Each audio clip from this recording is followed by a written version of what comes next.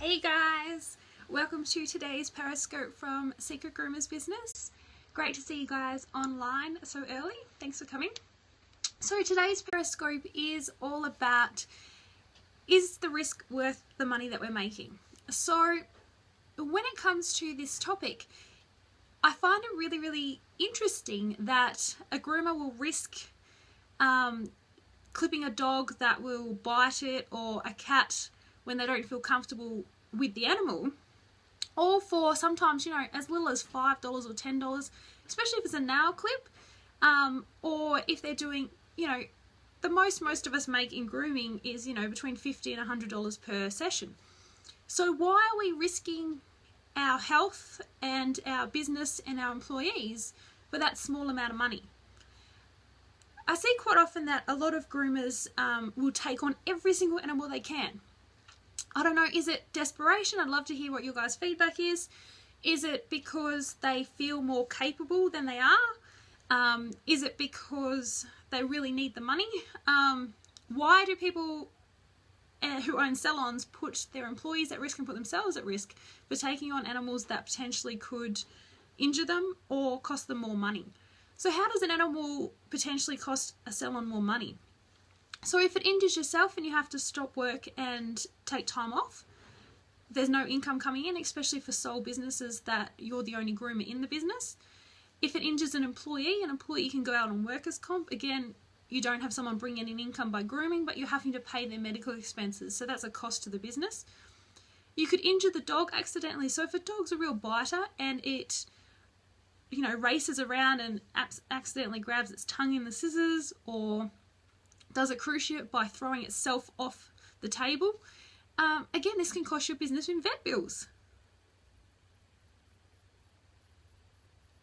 Yeah, so that's just it. So it's a really good point just got brought up there. It's a lot of groomers in it for the money, not for the clients. If you would actually sit down in your business and look at how much money you actually make as a groomer, unless you're someone who, who's actually focused on their business, there's not a lot of money actually made in grooming. A lot of groomers spend all their money on, a billion pairs of scissors, a billion pairs of clippers, flash new shampoos, but they don't actually work it in their costs, so they're actually costing them to run their business, which is just silly. And then they add this risk on as well of taking in animals that they either don't feel comfortable doing. Guys, if you don't feel comfortable doing a breed or an animal, don't do it. It's not worth the risk. And not to mention that poor animal will feel your stress, will feel your tension, and will be on edge for the whole time. So even if it was, an amazing animal, as soon as it comes into contact with you who's scared shitless of it, or who has this preconceived conception about its breed, the dog's already on a bad edge with you. So it's really important, guys, to not take these animals on. If you're scared of them, if you don't like big dogs, if you don't like little dogs, don't take them on. It's not worth the risk, and for the amount of money you're making, it's not worth it. It could end up costing you thousands just to make, a couple of dollars in the pocket. So not worth it. On refer, guys. So if you cannot do the animal, on refer it. I do not know why groomers are so scared of this. Guys, if it's a shit client and a shit dog and it's biting you and it's a pain in the ass, stop the groom, say, sorry, it's unsafe for me to continue, it's unsafe for me, it's unsafe for your dog or your cat. Please take it to the vet clinic where they can sedate it and they can do it safely. Do you know what? You might have lost, $50, $100, but potentially you could have lost thousands of dollars if you had injured that animal accidentally, injured yourself and not had income, or injured tools and equipment.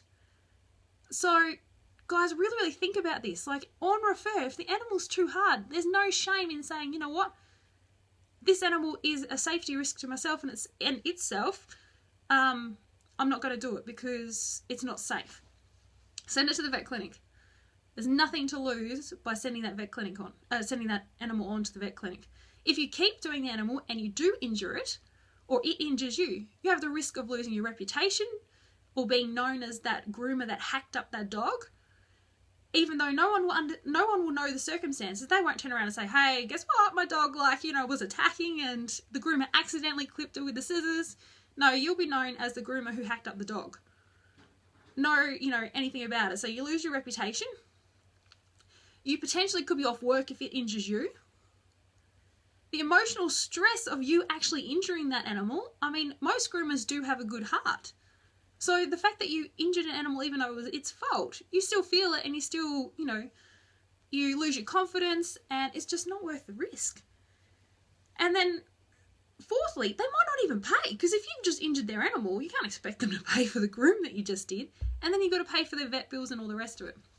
It's just not worth it, guys. Not worth the risk at all. So on refer it or say, I'm sorry, I can't do your animal. So now it comes down to those that do animals that bite and are aggressive for $5 nail clips or for free nail clips. Guys, this is ridiculous. For $5. Man, you know what? There's less risk of you walking down the main shopping centre car park and finding $5 than it is for you to actually take these animals in and to attempt to do them. They take too long. So a $5 nail clip should be done in less than 5 minutes. It should literally be a dog that's perfect, stands there, click, click, click, click, all done.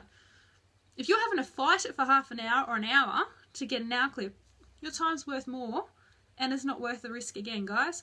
So, you know, don't be silly and do $5 nail clips or free nail clips for anyone who walks in the door. That's just silly business and it's not safe for you or your business.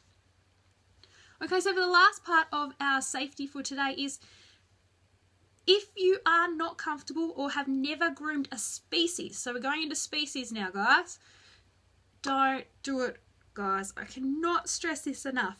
Every day I see people posting or people actually ringing me saying, hey, I've got a client who wants to bring in a guinea pig or a ferret or a rabbit or a duck or something that they've never groomed before in their life. At least they're asking for advice and information. That's great. I give them kudos for doing that. However, they always want to do it, even after you tell them the associated risks. So I'm sure all you guys online know the associated risks with grooming a rabbit. They have tissue paper, thin hair, thin skin, and can rip really, really easily. Not worth the risk. They also can have heart attacks like that and drop dead. They only need to have like a little bit of stress and they might not even be showing signs that they're stressed and they just die on you. Same as guinea pigs. So it's not worth the risk of killing a family pet just to, you know, clip them. There was an inquiry the other day about clipping ferrets. Ferrets don't need to be clipped. You clip them and you stuff around with their body temperature controls and all the rest of it. And again, a ferret is like, has a skinky body, like one of those things you throw down the stairs and it like contortions itself. Just not worth it.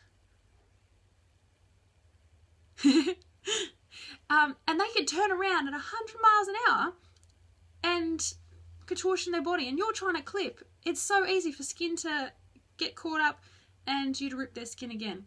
So it's just not worth it, guys. Like these things, if you don't have experience with it, and especially if you don't have experience handling that animal, so if you've never touched a ferret before, don't go taking one in as a paying client.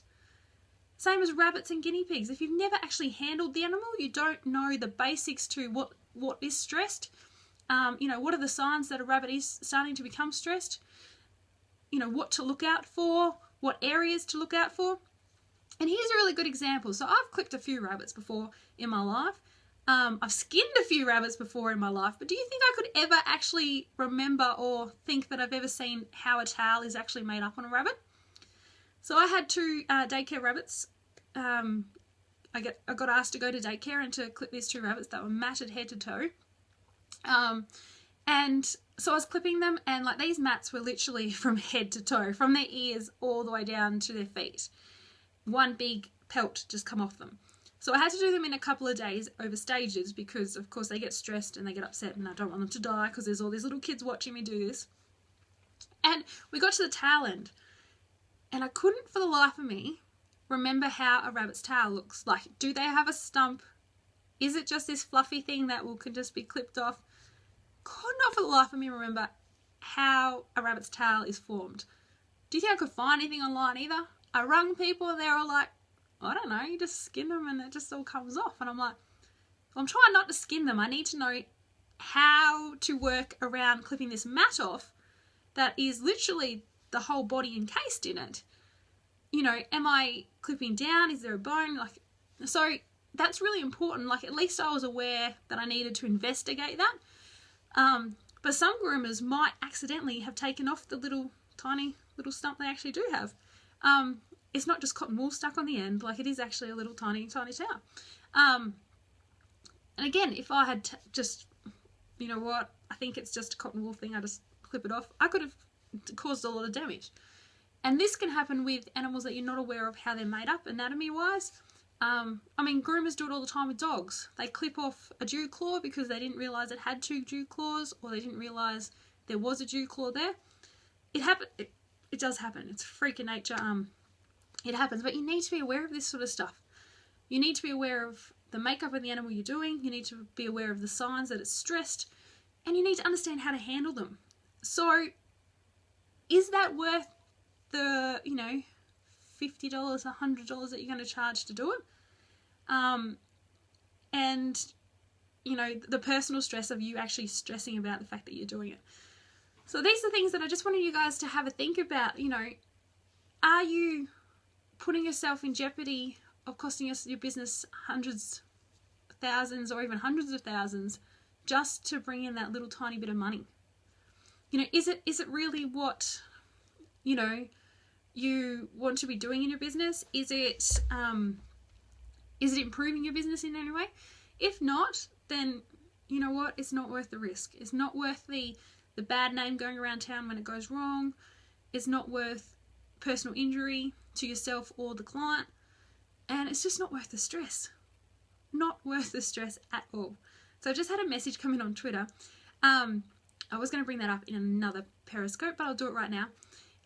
Is about equipment. So an animal damages your equipment. Are they liable? Can you tell the owner they have to pay? Guys, you're in business. We're in grown-up school. If the animal damages your equipment, how did that happen?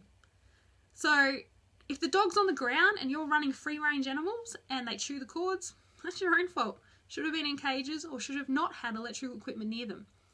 You sit your clippers on the table and the dog spins around at 100 miles an hour and knocks them ass off the table. Again, that's your problem. You should have had them hanging up. There's nothing that an animal could do to your equipment that you did not cause yourself. Or, if the animal is really that violent and it does cause that, you shouldn't have been doing the animal in the first place. So we're in business, guys. You're covered under insurance. Half the time it's not worth the excess, so you might as well just reimburse it yourself. But yes, you're in business. The chances of you even taking that to court and getting the money back, slim to none. Because you'd have to explain how the animal was responsible for it, that you didn't cause it to happen. So yeah, so equipment, guys, that's your responsibility. If you leave it somewhere and something happens to it, stiff bickies, you'll learn that hard lesson a costly way. So if there's any questions, guys, head over to The Secret Groomers Business on Facebook or Twitter us on this account. And we're happy to answer any question you guys have about anything grooming related, business related, techie related. So let us know. Thanks, guys, for popping on. There's a few people online on watching from the web. So hi, guys. Sorry you can't interact. Get the app in the App Store, Periscope, and you can watch it live and comment and interact like the others that have been. So yeah, thanks, guys, for coming. See you guys around, and I'll see you for the next Periscope. Bye!